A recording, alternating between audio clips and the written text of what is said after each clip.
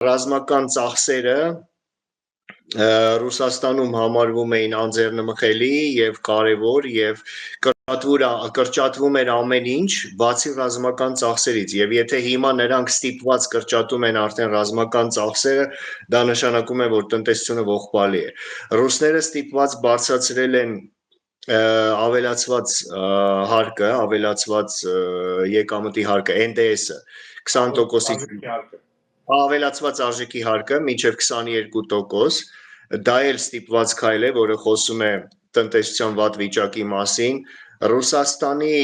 խոշոր կորպորացիաները Գազպրոմը, Ռոսնեֆտը եւ Ռուսաստանի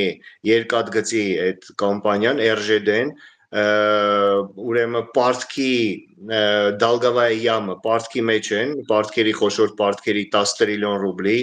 ռուսական բյուջեի դեֆիցիտը այս պահին արդեն 5.8 տրիլիոն ռուբլի է կազմում, մինչև տարվա վերջ կլինի 10 տրիլիոն ռուբլի,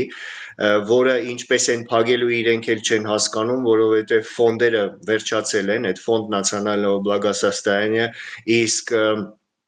պարտքեր վերցնել այլևս չեն կարող սանկցիաների պատճառով, ինֆլյացիան աճում է, Ռուսաստանում արդեն համատարած 83 ռեգիոններից 57 ռեգիոններում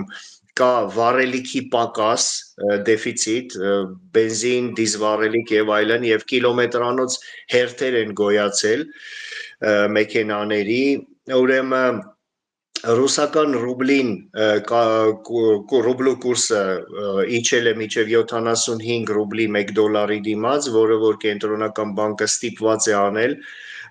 ինֆլյացիայի դեմ պայքարելու համար, քանի որ կենտրոնական բանկի դրույքը նրանք չեն բարձրացնում, Պուտինը արգելել է դրույքը բարձրացնել, տոկոսադրույքը, որովհետև դա բացասաբար է անդրադառնում բիզնեսի վրա, հետևաբար ինֆլյացիայի դեմ պայքարում են ռուբլու կուրսը ամրացնելով, բայց դա էլ ողբալի վիճակ է ստեղծում բյուջեի համար, որտեղ կրճատում է բյուջեի եկամտային մասը։ Ոլորտներով մի ամբողջ ոլորտներով սնանկության գործընթացներ ենք տեսնում,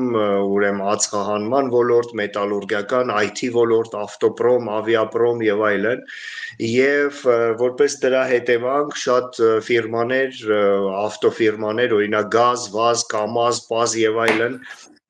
անցնում են 4 օրյա աշխատանքային շաբաթի եւ զանգվածային կրճատումներ են տեղի ունենում։ Այսինքն սրանք մի քանի փաստեր էին, որոնք խոսում են ռուսական տնտեսության ողբալի վիճակի մասին։ Ինչ վերաբերվում է պատերազմին, ապա այստեղ եւս ռուսական բանակի վիճակը ողբալի է։ Օրեկան 1000-ից ավել զոհ են ունենում, ասեմ, որ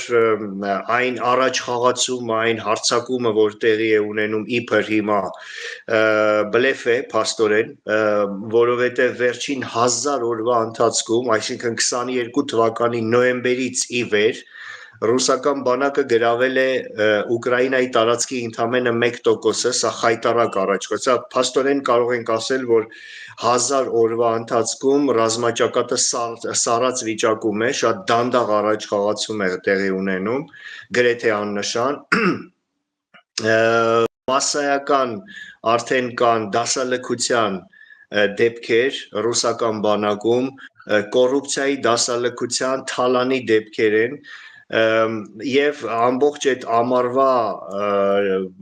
ամառվա հարձակումը, որի հետ Պուտինը մեծ հույսեր էր կապում, տապալվեց եւ կարող ենք ասել, որ